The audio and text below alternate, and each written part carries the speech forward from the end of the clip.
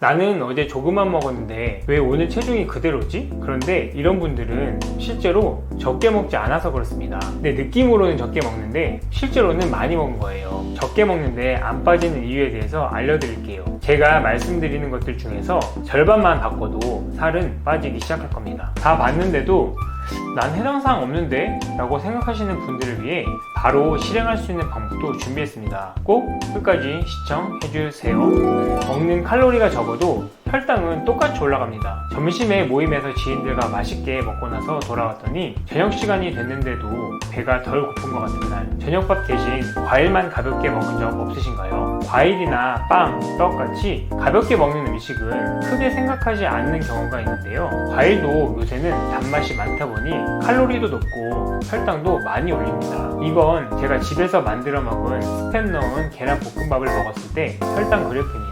역시 쌀밥이 많이 들어가다 보니 혈당 스파이크가 생기네요. 야채도 많이 넣었는데 다진 거라 그런지 꽤 많이 올라가더라고요. 근데 제가 수박을 좋아하는데 이제 수박이 막 빠진 것 같아서 오랜만에 사왔습니다. 밤에 좀 출출해서 먹어봤는데 나중에 혈당 그래프를 보고 너무 충격적이었어요. 당연히 과일이니까 혈당이 어느 정도 올라가겠지 생각은 했지만 정말 콜라 먹은 것보다도 더 빨리 올라가더라고요. 제가 잘 먹는 편이라 좀 많이 먹은 것 같긴 한데 너무 놀라서 이제는 과일도 조심해야겠다는 생각이 들었습니다. 혈당이 오른다고 무조건 살찌는 건 아니지만 혈당이 급격히 오르면 인슐린이 많이 분비되고 지방 저장을 많이 하기 때문에 급격히 오르는 음식은 피하는 게 좋을 것 같습니다. 체중뿐만 아니고 건강을 위해서도요. 또 다이어트 할 때 샐러드 많이 드시잖아요. 그런데 샐러드 드실 때 혹시 드레싱은 뭐 드시나요? 간과하는 경우가 많은데요. 드레싱이 상당한 칼로리를 포함하고 있다는 겁니다. 그냥 오이, 당근, 상추, 깻잎 이렇게 드시면 생으로 먹는 경우도 많은데 샐러드라고 하면 뭔가 뿌려 먹어야 할 것 같은 느낌이잖아요. 그래서 샐러드를 먹을 때도 드레싱을 부먹으로 다 섞어서 드시지 말고 옆에 두고 살짝만 찍먹하시는 게 좋습니다. 두 번째로는 수면 부족에 대해서 이야기해 볼게요. 바쁜 일상 속에서 수면을 충분히 취하지 못하는 경우가 많죠. 일이 있을 수도 있고 학업 때문에 밤을 새울 수도 있고요. 스트레스로 인해 잠을 설친 경험이 있으실 텐데요. 수면 부족이 체중 감량에 얼마나 큰 영향을 미치는지 알고 계시나요? 수면이 부족하면 우리 몸에 호르몬 시스템이 제 기능을 하지 못하게 됩니다. 특히 렙틴과 그렐린이라는 호르몬의 균형이 깨지게 되는데요. 렙틴은 포만감을 느끼게 하는 호르몬이고 그렐린은 배고픔을 느끼게 하는 호르몬입니다. 수면을 충분하게 갖지 못하면 그렐린이 증가하고 렙틴이 감소하게 되는데 이렇게 되면 더 자주, 더 많이 먹게 되는 원인이 됩니다. 또한 수면 부족은 신진대사를 둔화시켜 칼로리 소비량을 줄이고 체내 지방이 더 쉽게 축적되도록 만듭니다. 잠을 잘 못 잔 날, 다음날 아침에 특히 단 음식이 당기고 점심 이후에는 피곤함에 과식을 하거나 저녁 늦게 야식을 찾는 경험 없으셨나요? 이런 식습관의 변화가 결국 체중 감량을 방해하게 되는 거죠. 그래서 다이어트 중에는 충분한 수면을 취하는 것도 매우 중요합니다. 깊이 자는 걸 조금 어려워하는 경우도 있을 텐데요. 생각보다 무심코 먹는 커피의 양이 너무 많을 수도 있습니다. 커피를 줄이거나 아예 한번 끊어보시면 생각보다 잠을 푹 자는 경우도 많으니 한번 이것도 시도해보세요. 다음으로 살펴볼 요인은 스트레스입니다. 요즘 스트레스 없는 삶을 산다는 건 사실 거의 불가능하죠. 직장 스트레스, 학교 스트레스, 가정 스트레스, 다양한 스트레스가 우리의 생활에 큰 영향을 미치는데요. 스트레스가 심해지면 우리 몸은 코티솔이라는 호르몬을 분비하는데요. 이 코티솔은 원래 신체가 스트레스 상황에 대처하도록 돕는 역할을 하지만 이 호르몬이 지속적으로 높아지면 지방, 특히 복부 지방의 축적을 촉진합니다. 이렇기 때문에 아무리 적게 먹어도 스트레스를 많이 받는 상황에서는 살이 잘 빠지지 않아요.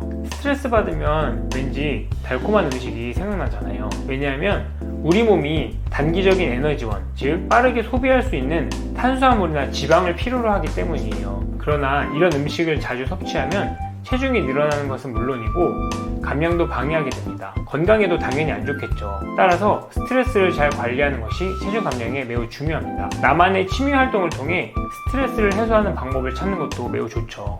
다음으로 체중 감량을 방해하는 요소는 근육량 감소와 기초 대사량의 변화입니다. 다이어트를 할 때 먹는 양을 크게 줄이면서 하는 경우가 많은데요. 그런데 이렇게 급격히 식사량을 줄여버리면 체중이 빠지면서 근육량도 함께 감소하게 됩니다. 근육은 우리 몸의 기초 대사량을 높여주는 중요한 요소인데요. 근육량이 줄어들면 기초 대사량이 감소하고 적게 먹어도 생각만큼 감량이 잘 안 됩니다. 음식 양만 줄이는 다이어트는 초기에는 빠르게 체중이 감소하지만 일정 기간 이후에 체중이 더 이상 줄지 않고 정체되게 되죠. 그러다가 줄인 음식량을 유지하지 못하고 이전처럼 먹게 되면 체중은 더 늘어나게 됩니다. 이런 이유가 근육량이 줄어들면서 기초 대사량이 낮아졌기 때문일 수 있어요.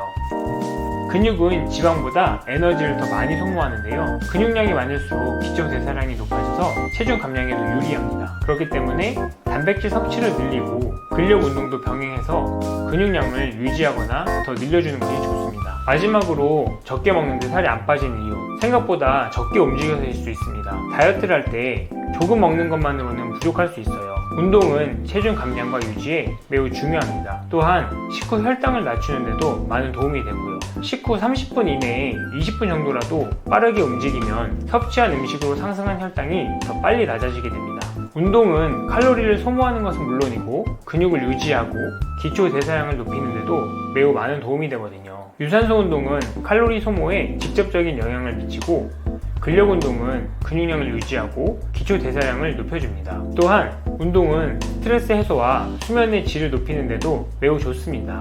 따라서 성공적인 다이어트를 위해서는 규칙적인 운동도 매우 중요하거든요. 꼭 운동도 하시기 바랍니다. 앞에서 말씀드렸던 바로 실행할 수 있는 방법은요, 2달 동안 일주일에 단 하루만 정해서 삼시세끼를 단백질 쉐이크를 물에 타서 드셔보세요. 우유는 안 되고요, 물에 타서 드셔야 됩니다. 방울토마토 같이 먹는 거 좋습니다. 오이도 좋습니다.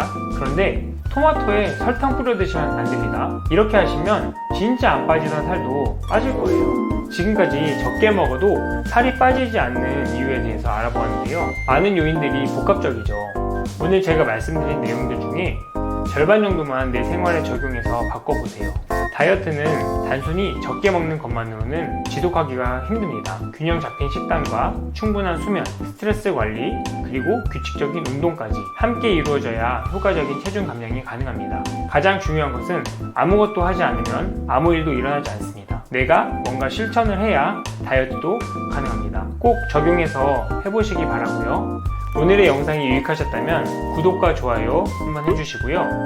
댓글로 궁금한 점 남겨주시면 답변 드리겠습니다. 오늘도 건강한 인생을 응원합니다. 감사합니다.